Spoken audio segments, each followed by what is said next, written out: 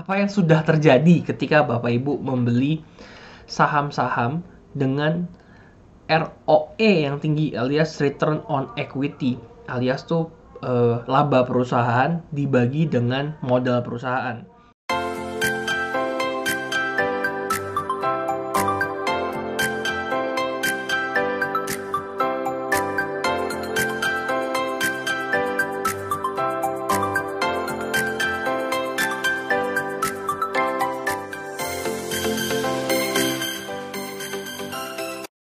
Halo, welcome back. Balik lagi bersama saya Adi Prasetya. Saya merupakan penulis dari buku Simple Trading, Simple Investing, dari buku Yunda Bung Seluruh Saham, dan juga terakhir dari buku Formula Mencari Investasi Saham Terbaik.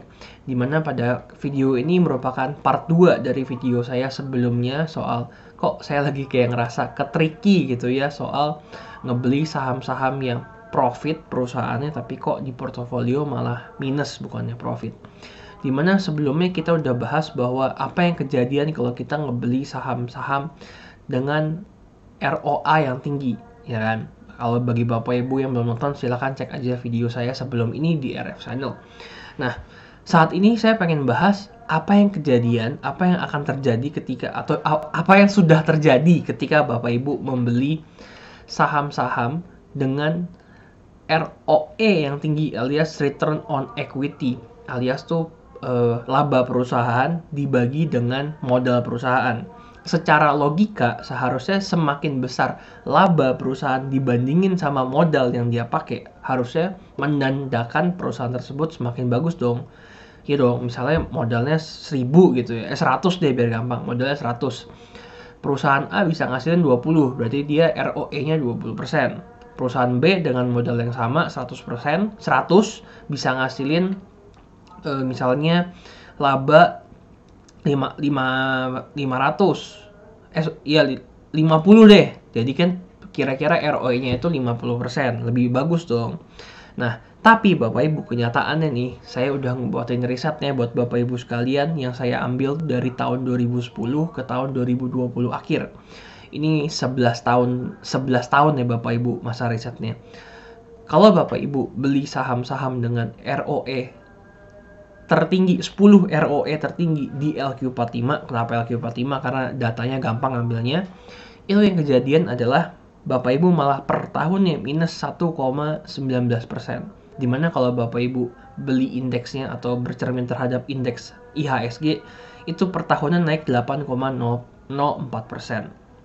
Kesimpulannya apa Bapak Ibu? Lagi-lagi yang secara logika itu masuk akal ngebeli perusahaan yang menguntungkan secara ROE misalnya dalam kasus ini, belum tentu secara kenyataannya itu berbanding berlurus. Alias pesan terakhir dari saya, always verify, jangan gampang percaya gitu aja tanpa ada buktinya.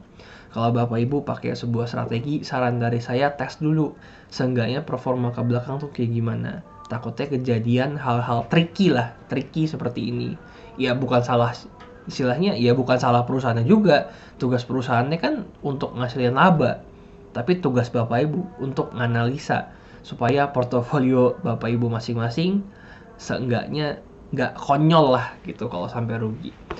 Demikian dari saya, semoga bermanfaat. Sampai jumpa pada video selanjutnya. Thank you. Halo, terima kasih sudah menyaksikan video di RF Channel on YouTube. RF Channel adalah channel edukasi untuk kita secara bersama-sama belajar dan mendapatkan aktualisasi mengenai investasi, keuangan, dan bisnis bersama saya, Ryan Filbert, dan tim. Nomor WhatsApp saya di 0895 07 08 0789 0895 07 08 0789. Download aplikasi MyRF di Android atau iOS untuk mendapatkan artikel dan tema-tema khusus mengenai edukasi investasi, keuangan, dan bisnis pada aplikasi MyRF sekarang juga. Setiap bulan, saya bersama dengan tim memiliki kelas, mulai dari belajar trading dengan analisa teknikal, yang strateginya bisa Anda terapkan pada seluruh market, mulai dari saham, forex, hingga cryptocurrency, atau kelas investasi saham bernama Fundamental Camp. Untuk mengetahui kelas lainnya, dan bertanya mengenai kelas, hubungi tim sekarang juga di 0852 882 6187. Sekali lagi, 0852 882 6187. Semoga terus bermanfaat.